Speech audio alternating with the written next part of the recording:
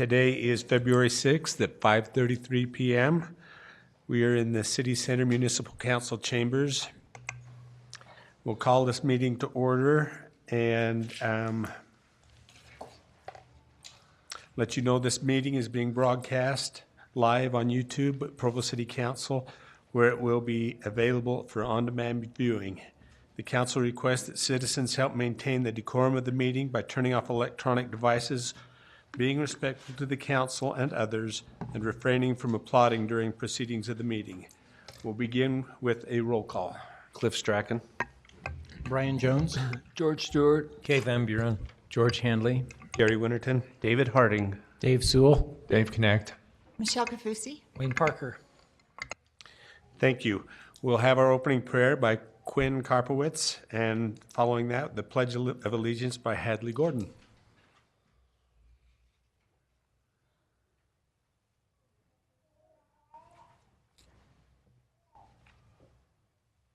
Dear Heavenly Father, thank you that we could all be gathered here together in this City Council chamber to discuss the important issues and events going on in the city.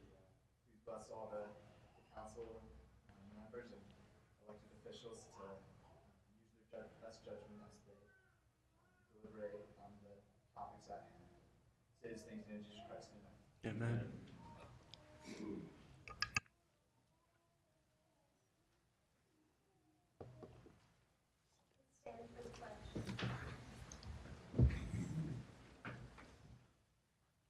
Pledge allegiance to the flag of the United States of America and to the republic for which it stands, one nation under God, indivisible, with liberty and justice for all.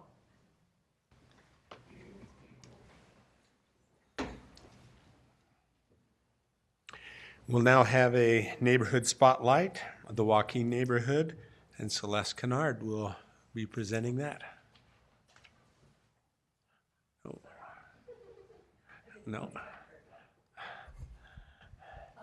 So I'm Celeste Kennard. I'm the neighborhood chair. I just brought a few of my vice chairs here.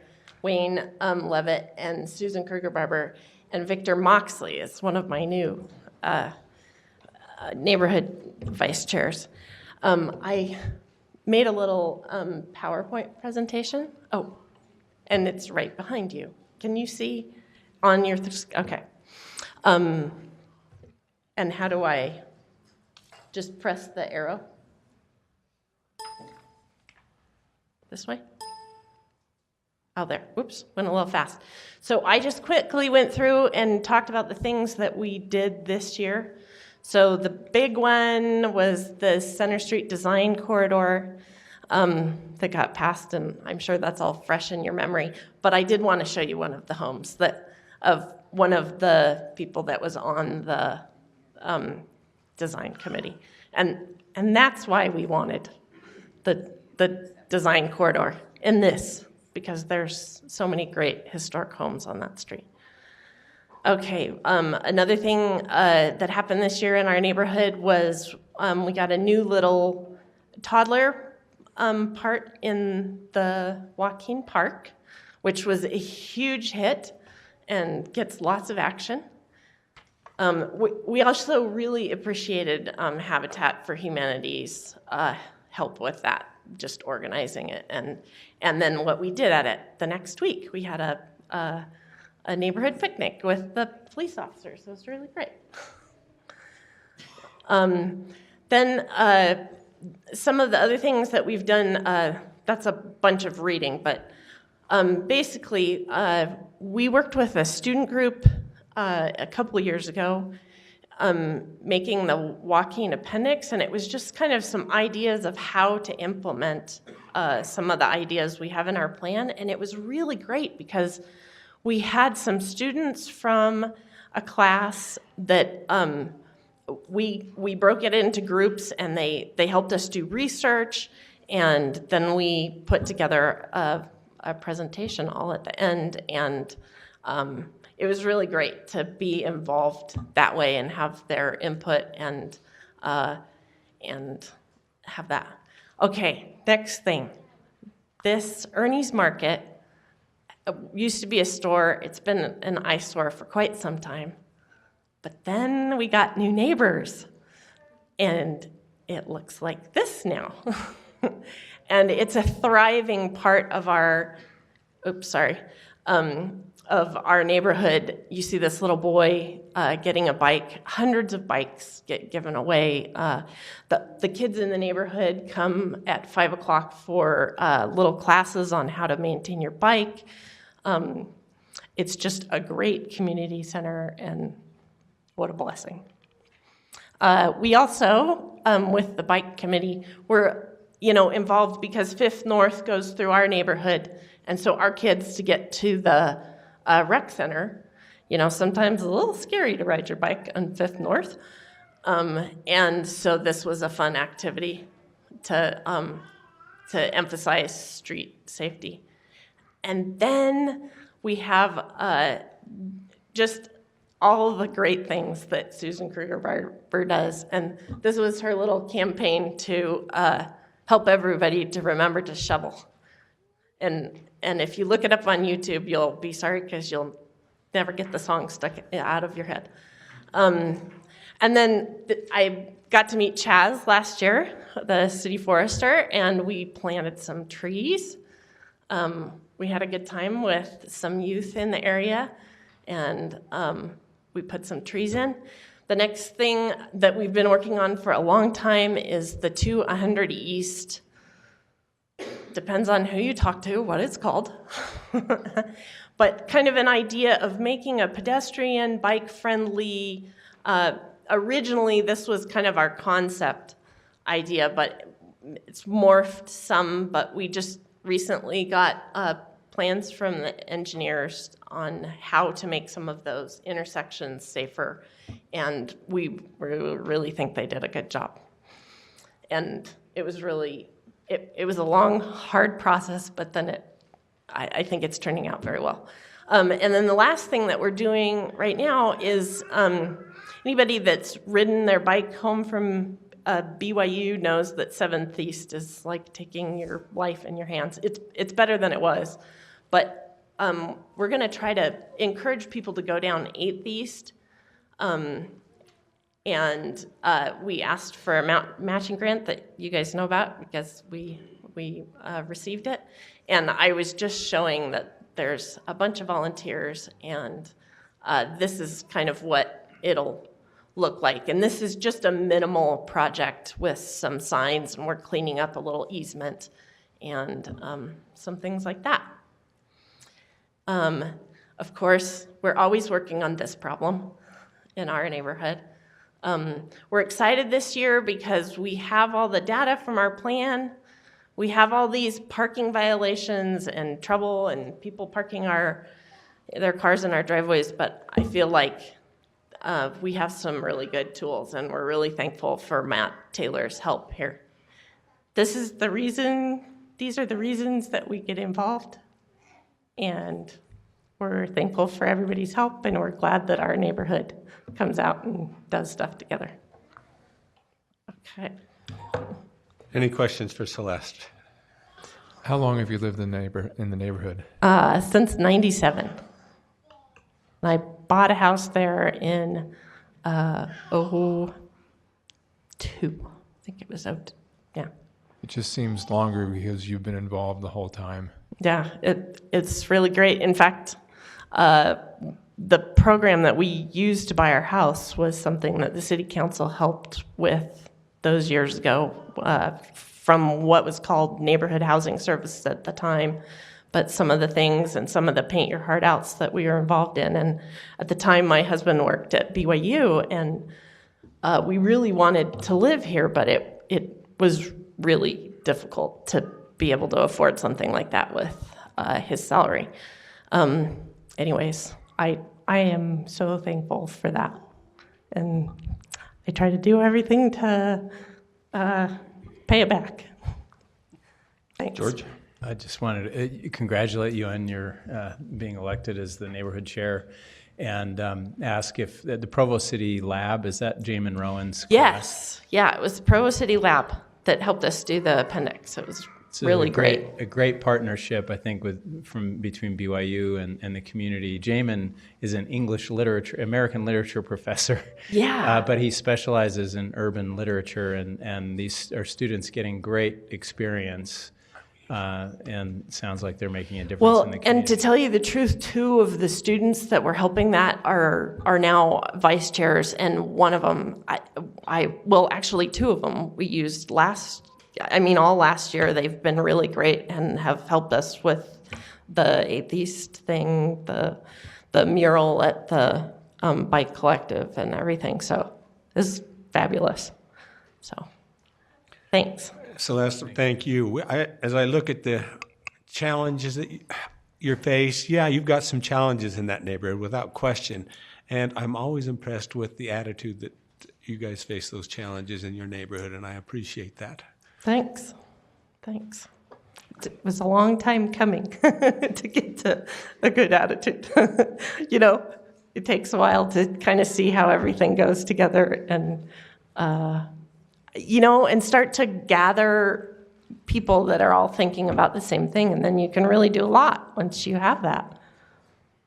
So, Thank you very much. sure, thanks.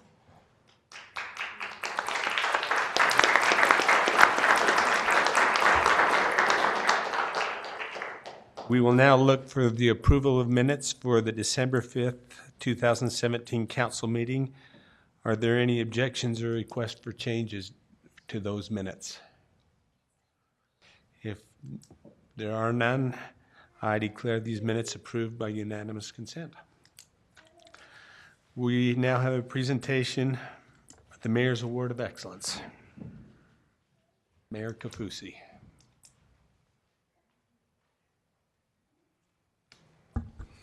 City Council and citizens and fellow employees here at the city offices, I am just so thrilled to be able to do this tonight. Apparently, it doesn't get done very often, and sometimes I push the envelope a little, I'm not going to lie. I've been in office for not that long, and we are going to honor the most wonderful woman that has contributed to the city. And after I started reading about her, honestly, I had a hard time getting it down to the small because there's so much goodness. Now, Nedra, I don't know if you're comfortable standing while I talk about you, or are you okay? If you're fine, then you can hold my hand, and we can hug, and whatever you need. But let me, Spotlight comes up here, and I just want to read all these great things you've done, which are only a few. I couldn't fit them all in. Okay. You're just so wonderful. So we would like to recognize Nedra Bell for her many years of dedicated service in improving mental health education in Provo. Nedra's service has touched the lives of literally thousands of Provo residents. Nedra moved to Provo in 1997 and in 1998 when she heard about NAMI, which is the acronym for the National Association for the Mentally Ill. She began attending their meetings to obtain support as the parent of a son with schizophrenia. NAMI was so helpful to Nedra that she had that Provo give back in her that she volunteered and served as vice president for 6 years, and then as president for another 6 years. Since serving as president, she has continued to volunteer in a variety of capacities. Under her leadership and service, she advanced NAMI's impact in mental health advocacy and became involved in many other mental health-related efforts in Provo, including serving on Intermountain Healthcare's committee that founded an annual mental health awareness night, which attracts more than 400 clergy, doctors, community members, and families. Hundreds of religious leaders have participated in the fair, and by doing so, have more effectively ministered to the tens of thousands of religious congregants who suffer from mental illness and their families. So that's number one. Here's number two. Serving on the board of Wasatch Mental Health as a community representative, she worked tirelessly to help raise money for the new Wasatch House, a beautiful building that has increased the community's ability to serve Provo's mentally ill. Implementing NAMI's Hope for Tomorrow. I don't know why. They've never had a mayor that tears up so much. I don't know. Is it because I'm a woman, the first woman? I'm sorry, but it's just so tender to me. All your volunteer hours. Implementing NAMI's Hope for Tomorrow at Timpview High School, which I'm just going to add, all of 5 of my children have been involved and engaged, and they still wear their Hope sweatshirts, and it's very impactful in the high school. So thank you. Focused on raising awareness and skills to address teenage eating disorders, suicide, drug, and alcohol abuse. And that's number 3. And we had to limit it to 6. We could have gone on forever. But for number 4, she's has organized hundreds of support groups, classes, training fairs, and speaking at several events and conventions, including bringing mental health awareness to veterans, their wives, and families, coordinating with state mental health efforts, and advocating with Utah state legislators to provide enhanced services to the mentally ill, especially advocating for dental and eye care. And 6, and finally, answering thousands of calls over the past 17 years, listening and supporting individuals, family members, clergy, and mental health providers. As one mother in tears said of Nedra's work, "After 45 years, I no longer blame myself for my son's mental illness." It goes without saying that Nedra Bell's service to our community. My husband always tells me, cry at home, don't cry in public, and I'm breaking the rule again. Has not only increased mental health awareness, but it has helped countless families understanding their mentally ill children and siblings. It's increased clergy's understanding of how to minister more effectively and has provided immeasurable support, saving the lives of Provo's mentally ill. I'd like to formally recognize Nedra with the Mayor's Award of Excellence, the first time, and I'm for her for 17 years of selfless and heartfelt service. Thank you so much. Thank you. I mean, thank you.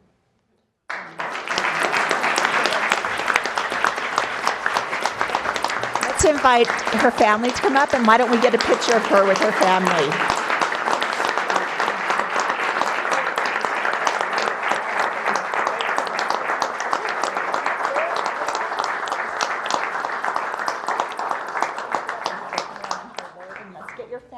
And let's get a nice photo, and come on down. Yep, you're a star. So, family members, come on up. I'm super tall, so I'll go to the back.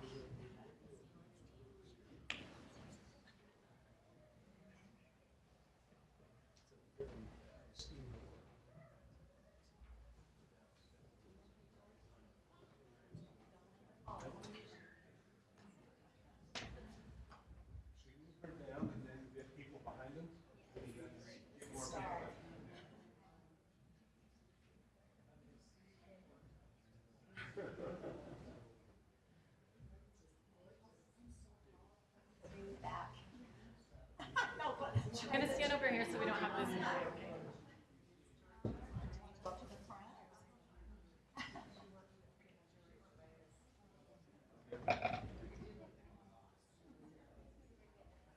Okay, I have the family cameras right here, and I can't see a smaller person behind you in the teacher. There we are.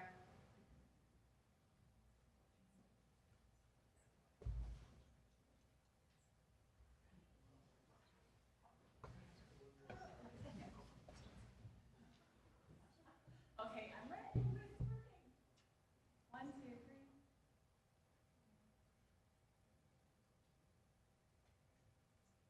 One, two, three.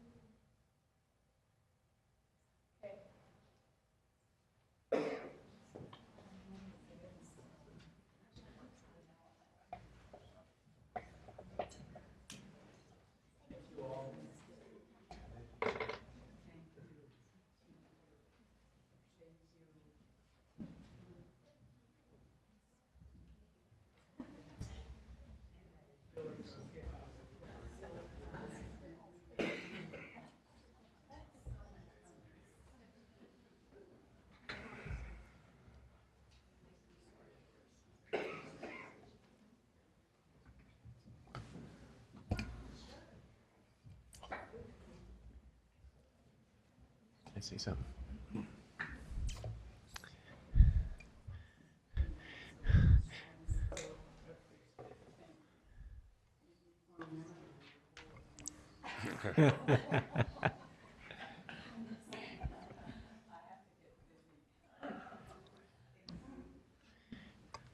Mr. Sewell, you had a comment. If I might just add one thing, I was surprised and delighted to see Nedra Bell's name on the Mayor's Award of Excellence on the program tonight. His son George and wife Leslie and their family have lived next door to us for, I can't even keep track of how long, several decades now. Just the most wonderful family you would ever want to have be your neighbors. And I'm sure they would testify that you could add to all the good things that you heard tonight, that Nedra Bell's a wonderful mother and grandmother. So thank you very much. Thank you very much. We'll now move to item number 2, a presentation of the 2017 Employee of the Year, presented by Captain Beebe.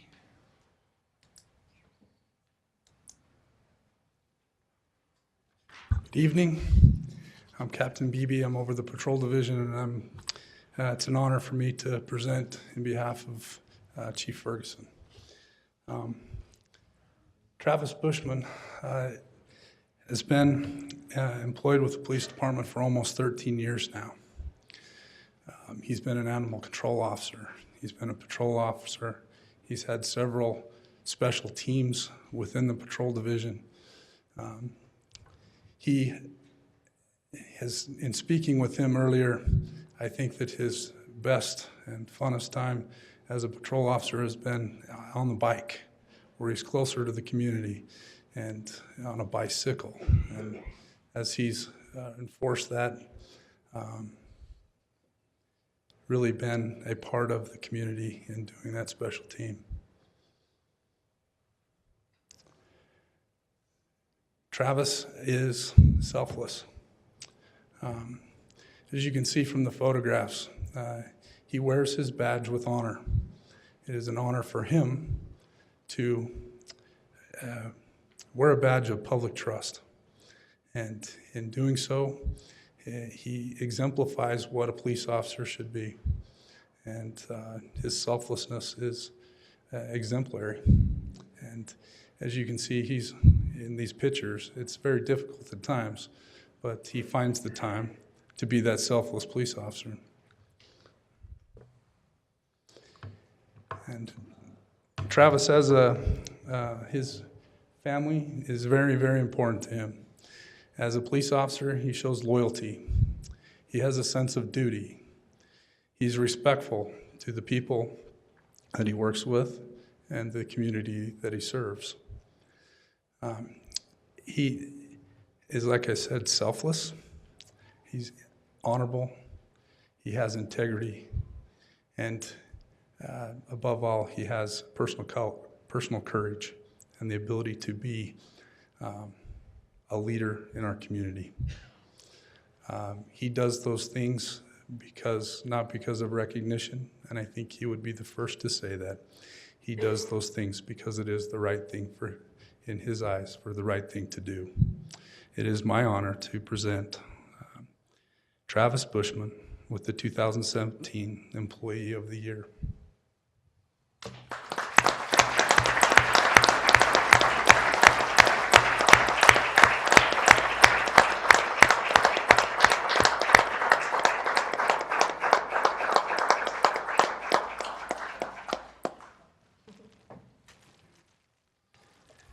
Thank you. Can we come down? Should we do more pictures again and take another quick picture? If we got somebody that's going to take it for us, they do.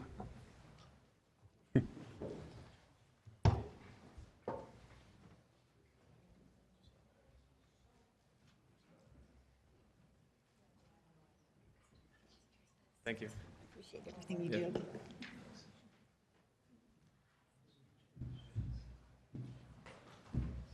Black right.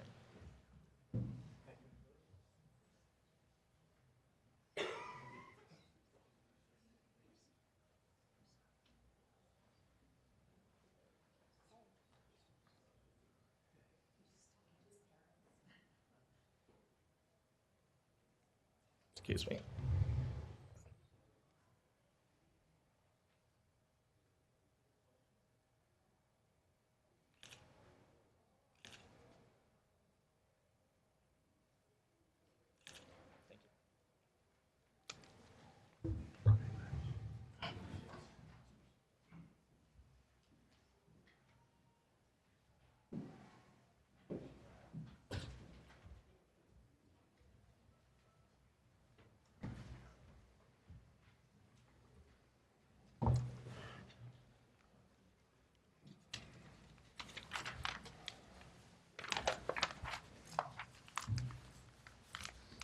We've now come to the public comment portion of this meeting. For your information, items number 5 and 6 have been continued to March 6th, so we will not be having a public hearing on those today. If you're interested in commenting on those, feel free to do so during the public comment portion here. Item 7, the applicant has requested some significant changes to the application, so we're sending it back to the Planning Commission for another recommendation.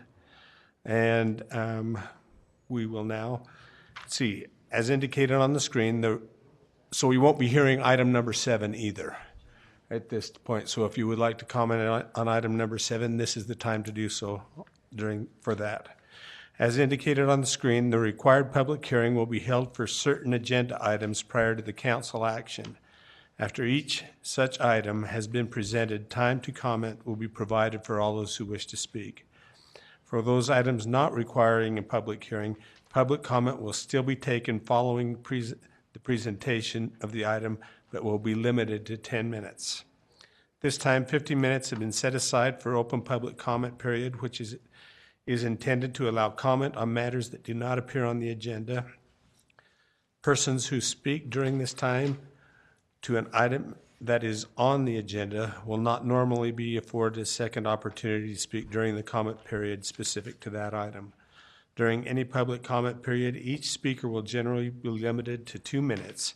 Additional time may be given to individuals specifically invited to speak, such as applicants, neighborhood chairs, or others that may be representing additional persons. Please begin your comments by stating your name and the city of residence, and due to noticing requirements, no formal action will be taken in this meeting on matters that do not appear on the agenda. Melanie, you can start us. I listened with interest to the broadcast of the retreat and heard my name mentioned. That George Stewart suggested that we need to be careful about who we listen to when it comes to public comment, because, Melanie McCord, she talks all the time. I didn't take it personally. I would like to know from this council how you would like to hear from me. Would you like to hear from me in public comment, or would you rather that I email you? Would you prefer that I send that to everyone or just to you? What would you like me to do here? I would like some direction. I have one thing, for instance, that I'd like to talk to you about, and that was something that occurred at work session today.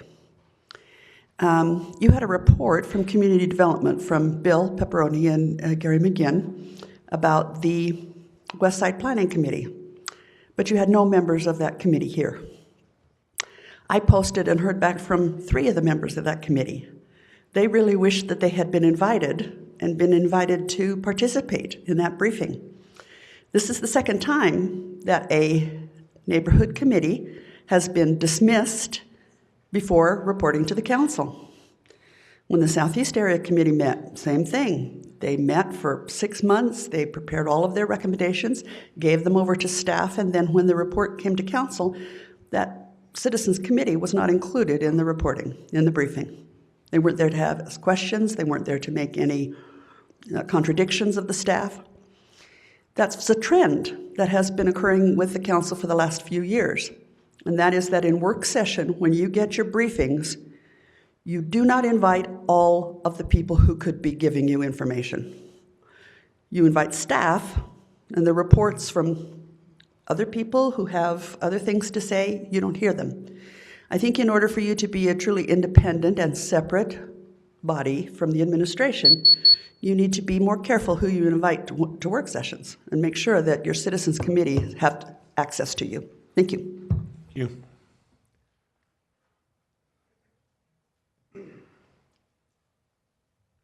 Madam Mayor and distinguished members of the City Council, I want to let you know it was my distinct honor to meet with the Mayor Oral. And Provo is getting into a new era and a great era. And I think things are going to looking good for this town. And let me just say, I know I sound like President Donald John Trump Sr., but I have felt this way, and all of you have heard this from Gerald Clark Memmott. Let us make Provo great again. Let us make Provo strong again and economically powerful again. I just want to say I support it, and I've had some, but I look at things I hope Provo's doing. And I live at 584 South, 300 West. That is all I have to say. Thank you, Gerald. Pam Jones. I'm one of the neighborhood vice chairs for Edgemont Neighborhood. I've been in correspondence with most or all of you on the dais the last couple of days. I'm concerned about all the people who like to promote walkability and bikeability and so on in the city. Personally, I'm a dedicated car driver, but I do walk sometimes. There are some places that I've noticed where there is not a curb or sidewalk, and it's not safe for pedestrians. I live on Canyon Road, about a mile above the stadium, and whenever there's a football game, I notice there are a lot of people walking toward the stadium. And of course, those who walk there generally walk home. Not only football games, but Stadium of Fire. And there are a couple of spots along Canyon Road that are just gravel or dirt. Now, the closer you get to the stadium, the more people park along the side of the road. And it makes it even more dangerous to walk there because Canyon is not a wide road. There was one unfortunate day where somebody who was obviously a Utah fan parked right in front of my house with a red car and all kinds of stickers and flags and stuff. And I had some unkind thoughts about that person. And I recently have asked if we couldn't get more of the roads fixed around the stadium. BYU never provides enough parking. And I got an email from Dave Sewell and from Brian Torgerson. I'm not sure which department he is, but he listed a bunch of the improvements that have been made around the stadium. Stadium Avenue, which is on the north side of the stadium, has been closed off for some time for extensive road work. And I drove around the neighborhood yesterday, and a lot more improvements have been made than what I thought, but there are still some bad spots on Canyon Road between 3650 North and 2230 North. Thank you, Pam. And I hope the city will continue to fix those spots with sidewalk and provisions for parking. Thanks. Stay with the administration and us on that. Thank you. Hi, my name is Tanae Henry. I live in the Maeser Neighborhood. David Harding is my representative. I'm here. I have started a program in Provo called the Provo Girls Summit for girls ages 8 to 12. We have a huge ally in Mayor Kafusi this year, and we're thrilled about that. But I came here specifically to invite all of you council members to come out and see what we have going on. It is on March 8th, International Women's Day. It is at the Provo Library, and we have 29 female professionals ranging from civil engineers, veterinarians, doctor. We have I was actually just up in Lehigh today with IM Flash, and we will have 2 of their engineers as well. And we're just thrilled about it. Tickets went on sale. They went live on Saturday. There are 600 available. When I last checked, there were 577 claimed. So there is a large interest in activities and further education in career options for young women here. And I think it's something that we should pay a lot of attention to. I also think that the more education we give our young women provides adult women with more options and availability to the community and as contributors in all kinds of ways. So I have invitations for you all. I'm sorry, you guys. Oh, yeah, I don't know. No, that's fine tonight. Thank you very much.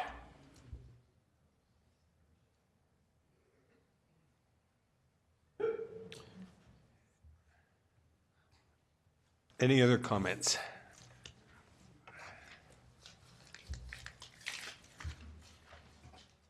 Hi, I'm Christy Danner, and I live over in the, everything just left me. Let's see, where do I live? We're on item 5, so there is being continued next time. I'm sorry, my brain.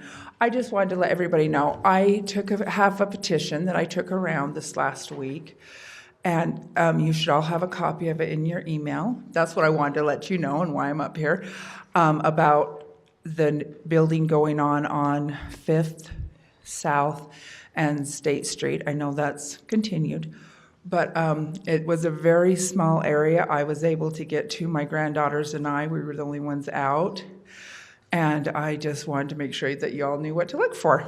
Thank you. Thank you, Ms. Denner. Okay, seeing no other. Oops. Oh, we got one more.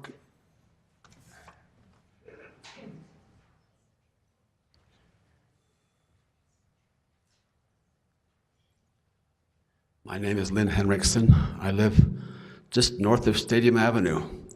And about a year ago, we had a neighborhood meeting, and they told us about all the construction that would be going on there and what a mess it would be. And they were absolutely right. It's been a mess, but in the end, it's been very much worth it. We're very grateful we have sidewalks on both sides of the street now. It will help a lot with the football games and the traffic there, but also help with children going to church, going to school, not having to crisscross across the busy road. So I'm not an official representative of the neighborhood, I'm just a member, and I happen to be here tonight, but I think I represent the neighborhood in saying thank you for a job well done. The contractors worked with the neighbors, with the residents very nicely, and making sure their yards were landscaped, re-landscaped. Everything looks good, so thank you. Thank you. That was quite a project. Thank you.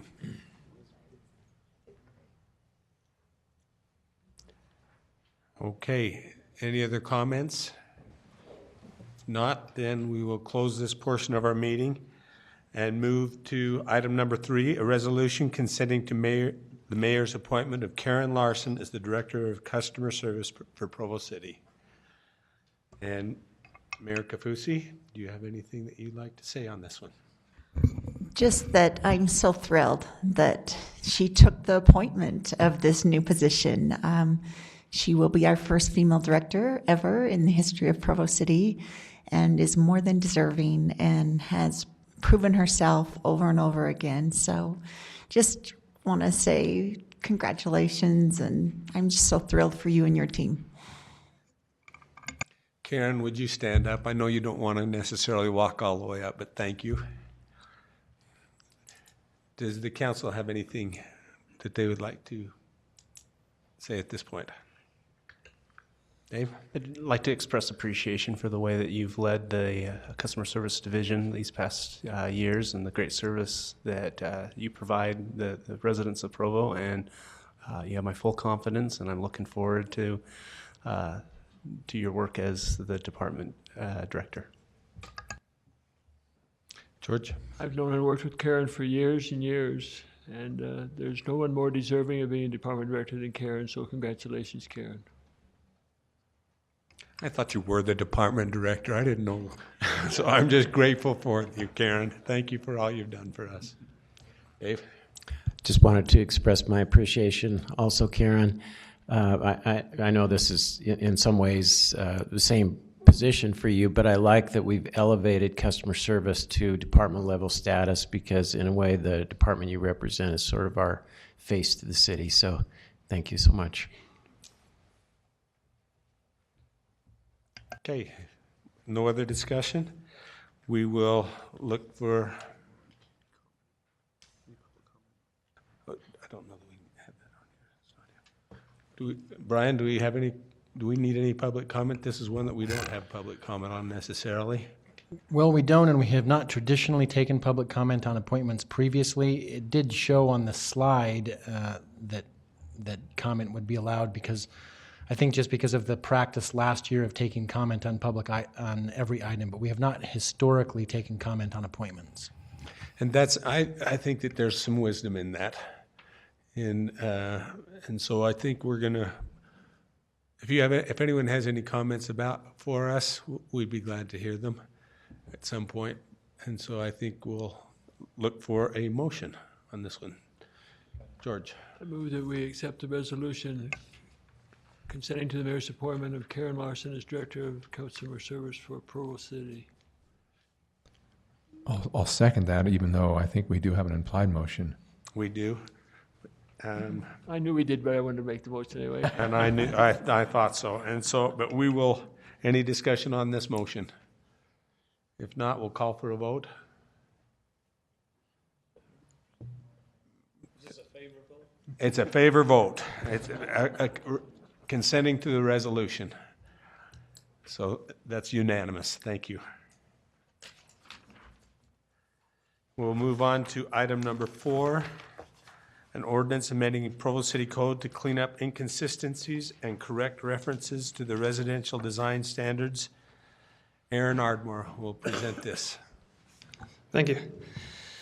So we were here 2 weeks ago to discuss these proposed amendments dealing with primarily section 1434-285 and 1434-287, which are different design standards for different zones in the city. At the hearing 2 weeks ago, you all asked that staff goes back and gets information and feedback from different developers, different groups, and we were able to do that. And we actually want to thank you for that recommendation. We got a lot of good feedback, a lot of points, notes that I think we could incorporate into the ordinance. Just a few of those names we heard back from Deere Horton, PEG, Nelson Brothers Realtors, Habitat for Humanity, NeighborWorks, and the Housing Authority. A lot of the feedback had to do with affordability. There was some concern over the standards proposed in 287 being a little too stringent, making it so it's harder to build an affordable product. A couple points on that that staff actually agreed with that we would be in favor of changing is bringing the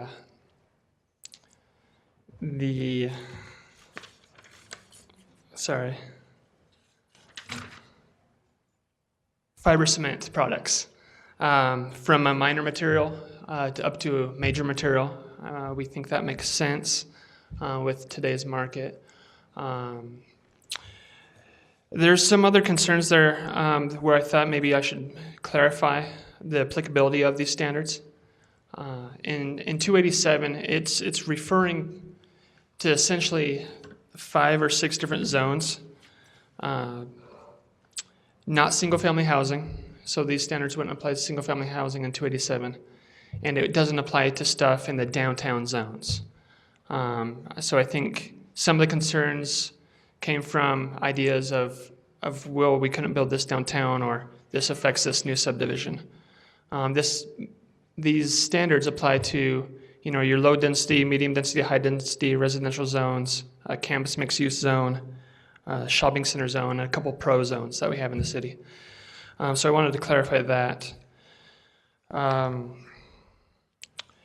Because of some of the feedback that we've had over the past couple of days, some of it was actually received this afternoon.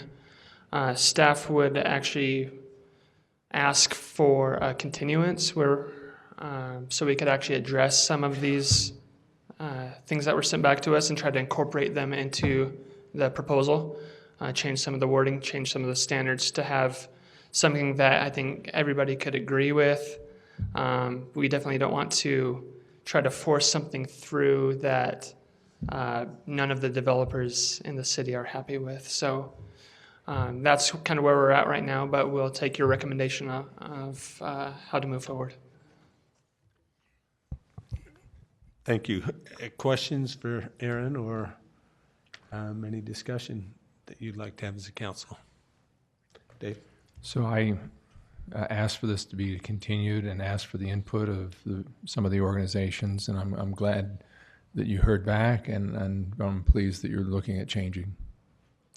Thank you. A question on that, would you, as far as making changes and looking to that, would that mean we'd have to go back to Planning Commission for another recommendation? Are you looking to that, or it depends on what you get back?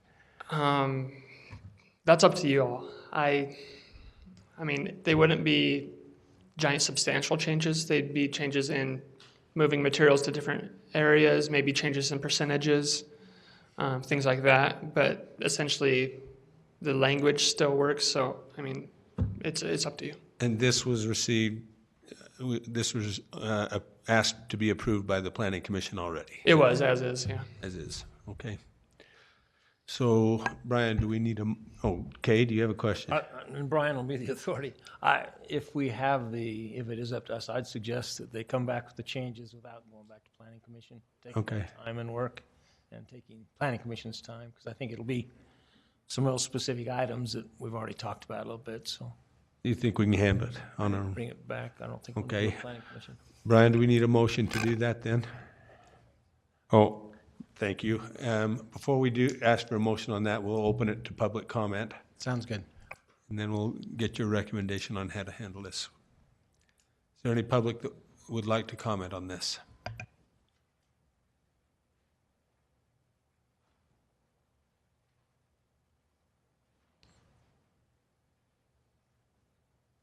Hello, everyone. My name is Eric Jorgensen, and I represent NeighborWorks Provo. And I would just like to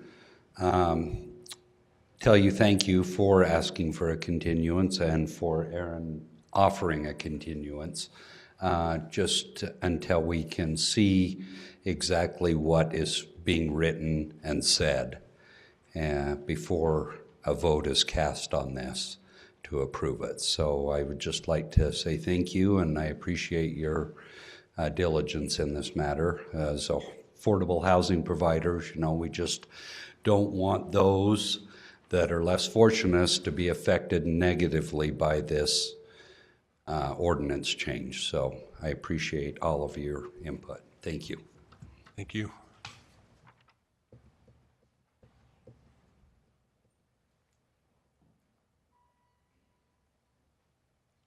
Good evening. I'm Deanne Hewish with Utah Valley Home Builders Association, and we deeply appreciate you putting this off for another couple of weeks to look at it more. We understand about the affordability problems that are happening everywhere, just like you've been working on your work sessions. And also, this has some factors into it. There's other kinds of components and other materials that need to be looked at, so we're thankful that you'll take a second look with us. Thank you. Thank you, Deanne.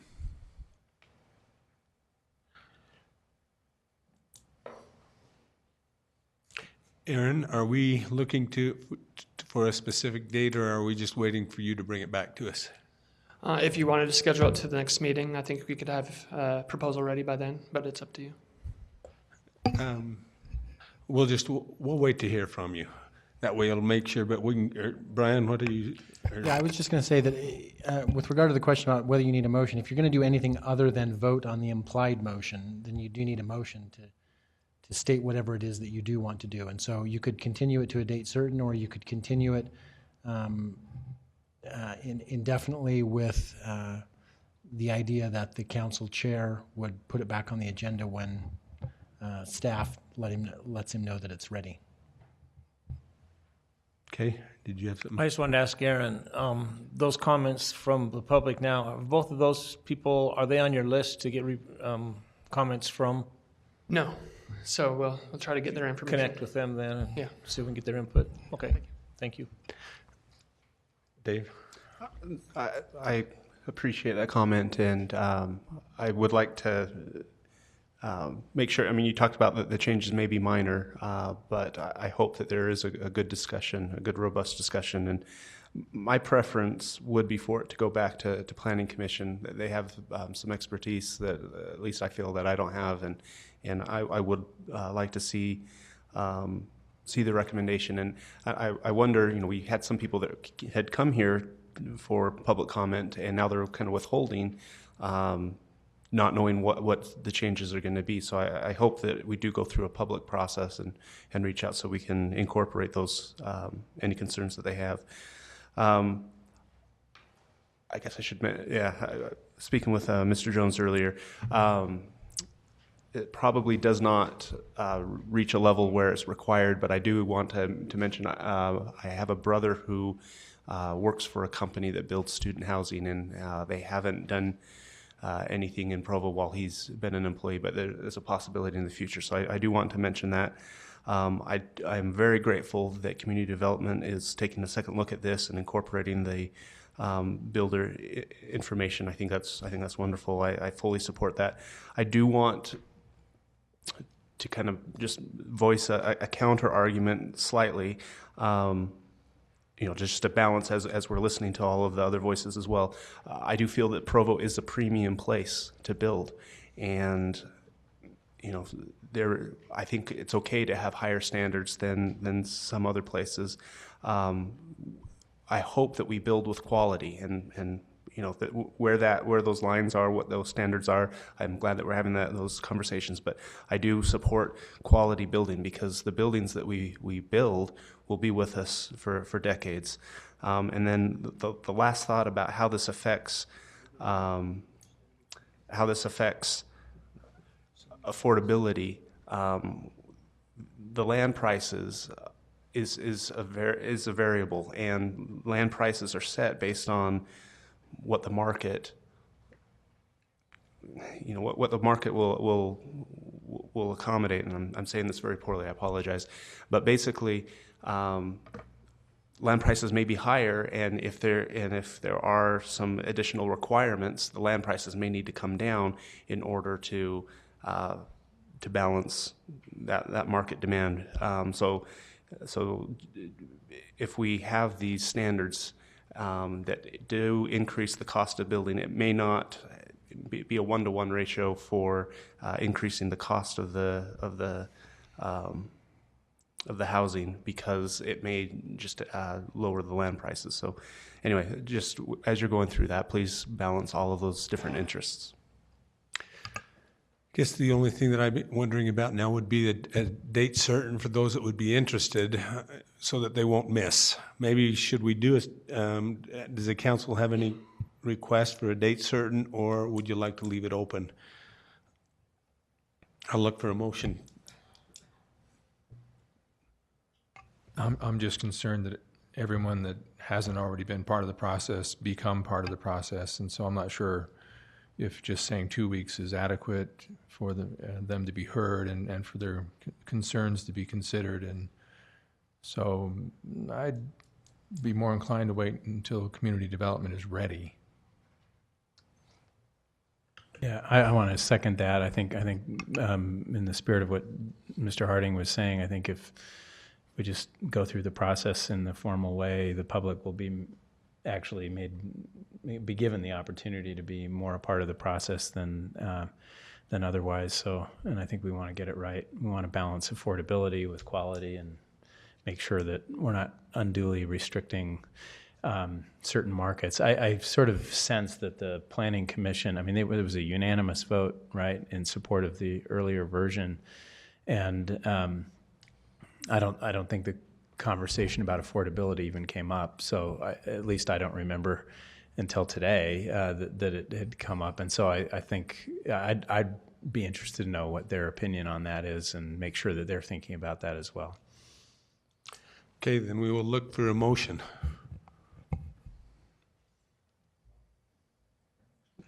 In light of the comments, I would move that we actually send it back to the Planning Commission after staff has come up with their best recommendation, and that the discussion include affordability along with the quality.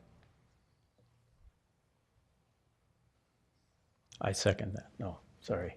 I jumped the gun. Second, any discussion? Can we see what the recommendation is before we say we're going to send it back, or should we wait? Because we don't even know what the recommendation that we'd be sending back would be. Well, if the Planning Commission didn't really have a good, robust discussion about both affordability and the quality, maybe they should. So by sending it back, regardless of what changes are made, then they can have that discussion. So that's why I made the motion. Okay, do you have any comment on that?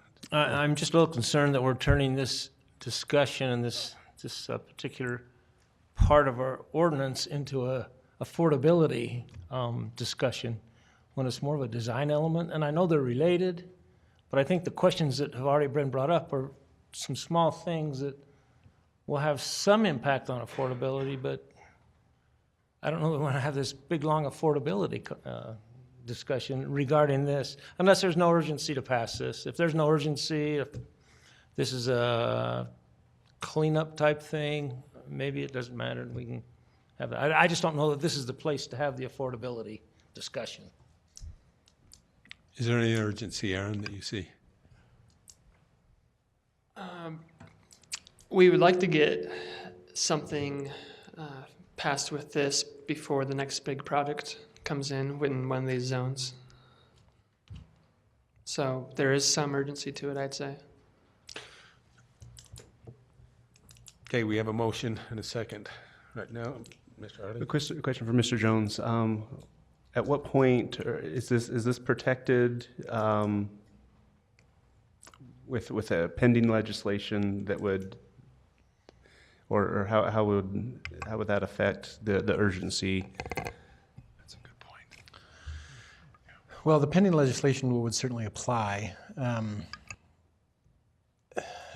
The question is, what are the details of that application? I'm not sure that if somebody comes in tomorrow with a proposal that proposes using some material that is not yet on the list but is added to the list 2 weeks from now, then the pending legislation rule might not apply to that specific situation. We'd have to think about that. But certainly to the degree that this is legislation that is currently being considered. When did this first go to the Planning Commission? In December. It was noticed for the first December meeting. Okay, so we've got until June with regard to that specific rule. So. And since I think we're only talking about opening up the list, and I would hope that this would not turn into a very long discussion, but hopefully this could be resolved in a matter of weeks. But thank you. Okay, any other discussion? And we have a motion on the table and a second. Can we restate the motion? Dave, would you restate your motion? The item after staff is ready, go back to the Planning Commission and they have a discussion on the new changes and why they were changed, which would include, I guess, a discussion about those groups that want the changes because of affordability concerns. And maybe I don't know if they care about affordability, but it has been raised. Aaron, any other comments? Okay, then we will call for a vote on that motion. Those in favor? Those opposed? Those in favor would be George Stewart, George Handley, Gary Winterton, Dave Harding, Dave Sewell, and Dave Connect. Those opposed would be Kay Van Buren. And Mayor Kafusi, we need to have a discussion sometime about ice cream. We are now. Oh, my word, that's right. I was just telling Wayne, I don't want to go home to my house. This is too early. We overshot by 3 minutes this time, but we got to talk. Let's talk. Okay, so we have an implied motion on the table to adjourn. Is there any discussion? Okay, we are adjourned. We are adjourned. We are adjourned. We are adjourned. We are adjourned. We are adjourned. We are adjourned.